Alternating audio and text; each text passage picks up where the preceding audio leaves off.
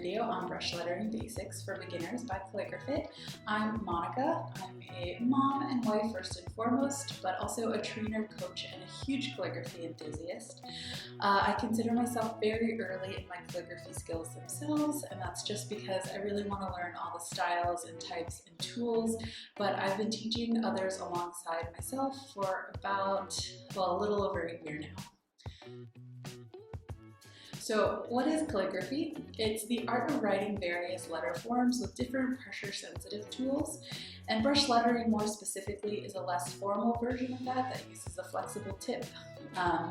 So whether that's a pen or a paintbrush, you can use either. So if you grew up watching Saved by the Bell like me, then you've probably had some cursive habits really just ingrained in you at a really young school age, and you're just going to want to try to forget about that as much as possible as you're learning calligraphy. Today we'll be working with just a regular A4 size piece of paper and printed worksheets. I've added a link below to where you can download a free copy of my workbook, and you can use that as much as you'd like. As for a pen, I'll be using this Pentel signed brush pen in black. I like this pen for beginners because the brush tip tends to be firm and forgiving enough for those that are a little bit more heavy-handed, which most beginners tend to be. I've also added a link below in the description as well if you're interested in seeing which pen we're using today. A couple tips to keep in mind and consider as you go. 1, just slow down. 2, make sure that you're going to lift your pen often. Remember those cursive habits that I said you're going to have to unlearn? Unlike cursive, you'll be lifting your pen between each of the various strokes, not just the letters, so it'll be often. 3, take a moment to think and plan ahead before you put pen to paper. And 4, lastly, feel free to use a pencil first. We're just working on building muscle memory here in the motions and each of these strokes before it's going to actually look pretty. And let's get started. We'll be starting today working on our thin upstrokes.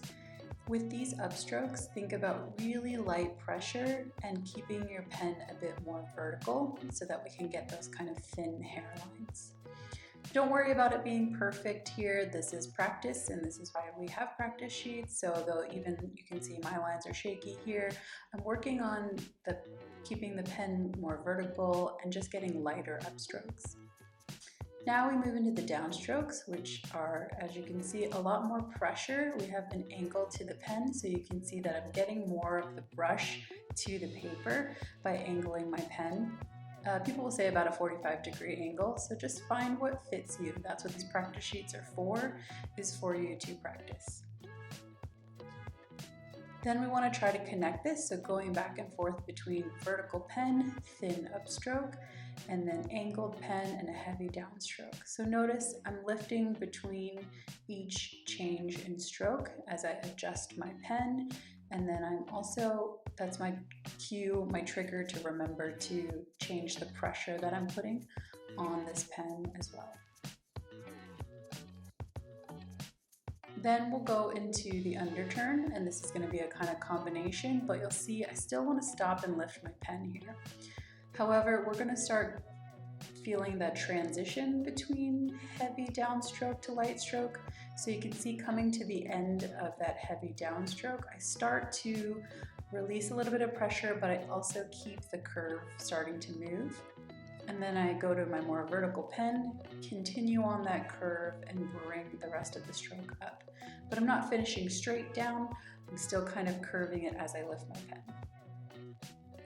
With the overturn, we do essentially the same thing, except we're starting with a thin upstroke, and then we're going to transition into that downstroke. So we want to start that curve on the upstroke, and then as we're meeting that line, start to add a little bit more pressure as I go down and follow the curve. With this one, it's important to think about finishing it so that it's almost parallel with where you started your downstroke.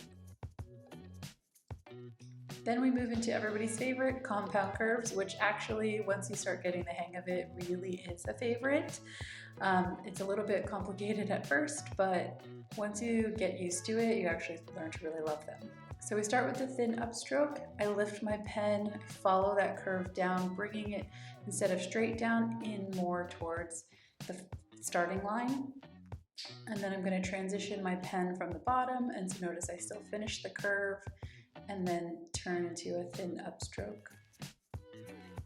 And I know I'm going a little bit fast in explaining this, but with this video you can slow it down and repeat it.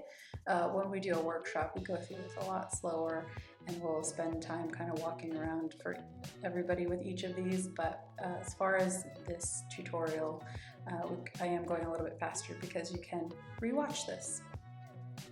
Then we move into the oval, which even I struggle with still sometimes, and you'll see that as we do some practice here. But you actually want to start the curve before that downstroke. It's just so that we kind of get the momentum going for where your oval is going to be, and then we can transition into the downstroke as we were working on those transitions with the last bits of strokes.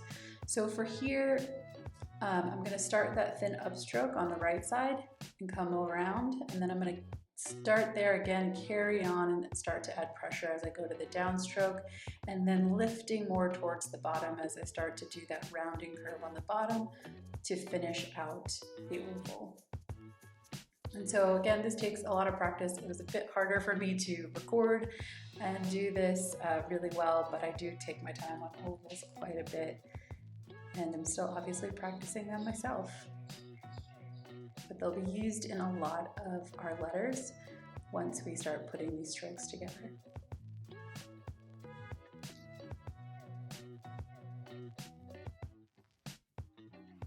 Then we're going to go into our ascending loop.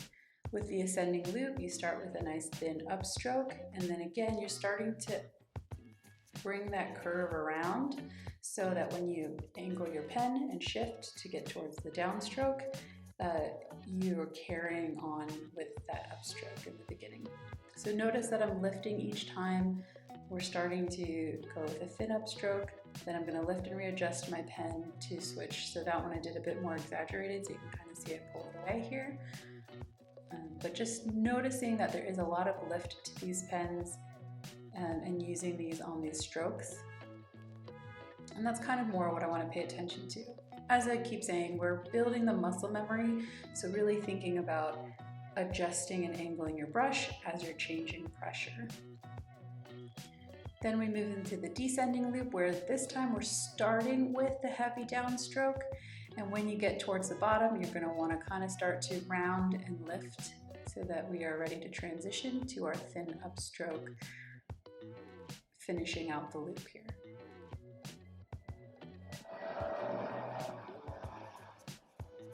So heavy downstroke, transition by releasing, and then start to make your pen more vertical before a thin upstroke to finish that. And then with each letter, you're going to have what's called entry and exit strokes, and that's how you connect them. So we're just going to work on these thin upstrokes, giving it a little bit of a flare and an angle to it here, so you can kind of curve it a little bit, just practicing that thin upstroke in a little bit of a curve. In the next video, we're going to start to see how connecting each of these strokes in various ways form our letters.